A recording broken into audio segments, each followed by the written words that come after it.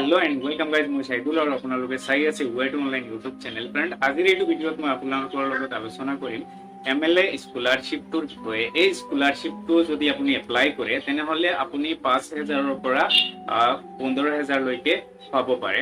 তো এই স্কলাৰশ্বিপটো কোনে কোনে এপ্লাই কৰিব পাৰিব, ইয়াৰ কাৰণে কি কি ডকুমেন্টছৰ প্ৰয়োজন হ'ব আৰু এই স্কলাৰশ্বিপটো এপ্লাই কৰোঁতে কিমান মাৰ্কছৰ প্ৰয়োজন হ'ব, সেই সবিশেষ চাবলৈ হলে আপুনি ভিডিঅ'টো শেষলৈকে চাই থাকিব।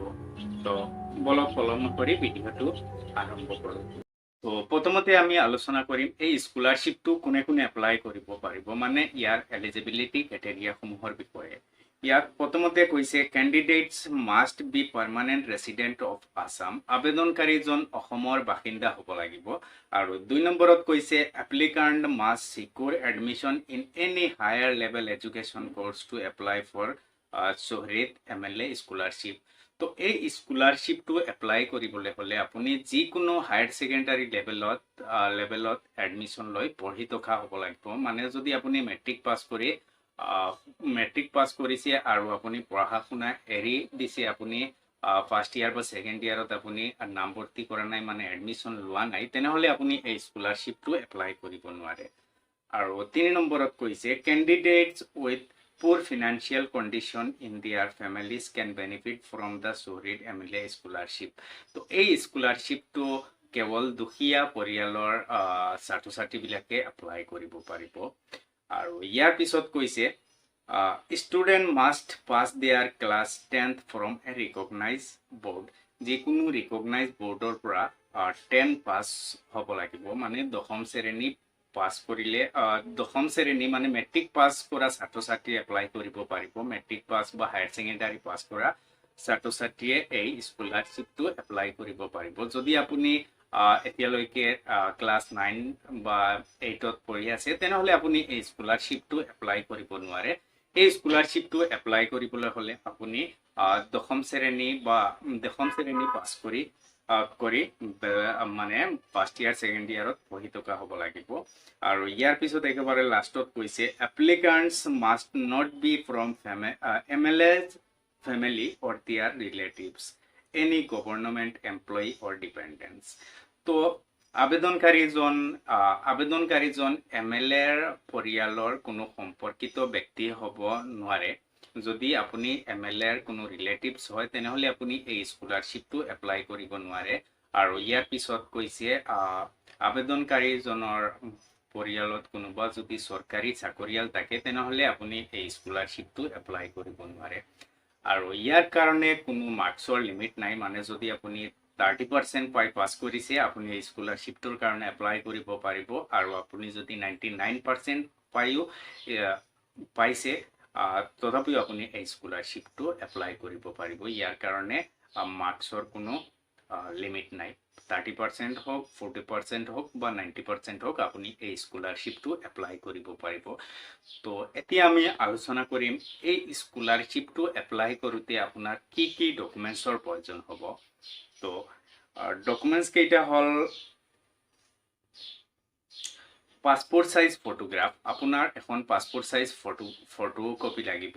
আৰু ইয়াৰ পিছত active and valid Indian mobile number, চলি থকা এটা মোবাইল নম্বৰৰ প্ৰয়োজন হ'ব। আৰু ইয়াৰ পিছত applicants bank account must be in a nationalised bank or regional rural banks or Assam apex bank. তো যিকোনো বেংকৰ এটা একাউণ্ট থাকিব লাগিব। যদি আপোনাৰ পেমেণ্ট বেংক হয়, ধৰি লওক আপোনাৰ Airtel payment bank, Fino payment bank বা ইণ্ডিয়া পোষ্ট পেমেণ্ট বেংক, তো এনেধৰণৰ যদি পেমেণ্ট বেংক হয় তেনেহ'লে আপুনি স্কলাৰশ্বিপটোৰ কাৰণে এপ্লাই কৰিব নোৱাৰে। আপোনাৰ ষ্টেট বেংক বা আপোনাৰ পাঞ্জাৱ বেংক বা ICIC বেংক, HDFC বেংক, তো এনেধৰণৰ যিবিলাক বেংক আছে এইবিলাকত আপোনাৰ এটা বেংক একাউণ্ট থাকিব লাগিব। যদি পেমেণ্ট বেংক হয় তেনেহ'লে নহ'ব। আৰু ইয়াৰ পিছত ভেলিড ID প্ৰুফ, যিকোনো এটা ভেলিড ID প্ৰুফ লাগিব। ধৰি লওক আপোনাৰ আধাৰ কাৰ্ড বা পান কাৰ্ড বা ভোটাৰ ID কাৰ্ড। আৰু ইয়াৰ পিছত ডমিচাইল চাৰ্টিফিকেটটো নেলাগে, এইটো অপশ্যনেল হয়। আৰু ইয়াৰ পিছত admission receipt of enrol institution, তো ইয়াৰ পিছত আপোনাৰ এডমিশন ৰিচিপ্টটো লাগিব মানে ধৰি লওক আপুনি মেট্ৰিক পাছ কৰি ফাৰ্ষ্ট ইয়াৰত এডমিশন লৈছে আপোনাৰ সেই এডমিশন ৰিচিপ্টটো থাকিব লাগিব আৰু এডমিশন ৰিচিপ্টত হেৰি কলেজৰ কৰ্তৃপক্ষৰ চিল চহী থাকিব লাগিব ইয়াৰ পিছত আপোনাৰ এখন ইনকাম সাৰ্টিফিকেট লাগিব তো ইনকাম সাৰ্টিফিকেট যদি আপোনাৰ নাই ইনকাম সাৰ্টিফিকেট কেনেকৈ এপ্লাই কৰিব লাগে সেই বিষয়ে মই আগতে ভিডিঅ' বনাই ৰাখিছোঁ সেই ভিডিঅ' চাই আপুনি অনলাইনত ইনকাম সাৰ্টিফিকেটৰ কাৰণে এপ্লাই কৰিব পাৰে তো এখন আপোনাৰ ইনকাম সাৰ্টিফিকেট লাগিব আৰু ইয়াৰ পিছত 10th ক্লাছ মাৰ্কশ্বিট আপোনাৰ 10 পাছ মাৰ্কশ্বিটটো লাগিব তো ইয়াৰ পিছত আলোচনা কৰিম এই স্কলাৰশ্বিপটোৰ কাৰণে এপ্লাই কেনেকৈ কৰিব তো স্কলাৰশ্বিপটো আপুনি হেৰি অফলাইন এপ্লাই কৰিব লাগিব স্কলাৰশ্বিপটো অনলাইন এপ্লাই কৰাৰ কোনো প্ৰচেছ নাই মানে কোনো পৰ্টেল এতিয়ালৈকে মুকলি হোৱা নাই তো এই স্কলাৰশ্বিপটো আপুনি কেৱল অফলাইনত এপ্লাই কৰিব পাৰিব ইয়াৰ কাৰণে মানে এখন ফৰ্ম আছে সেই ফৰ্মখন আপুনি ফিল আপ কৰিব লাগিব তো ফৰ্মখনৰ লিংক মই এইটো ভিডিঅ'ৰ ডেছক্ৰিপশ্যনত বা কমেণ্টত আপুনি লিংক পাই যাব তাৰ পৰা আপুনি এই ফৰ্মখন ডাউনলোড কৰি ল'ব ফৰ্মখন ডাউনলোড কৰাৰ পিছত এই ফৰ্মখন আপুনি ফিল আপ কৰি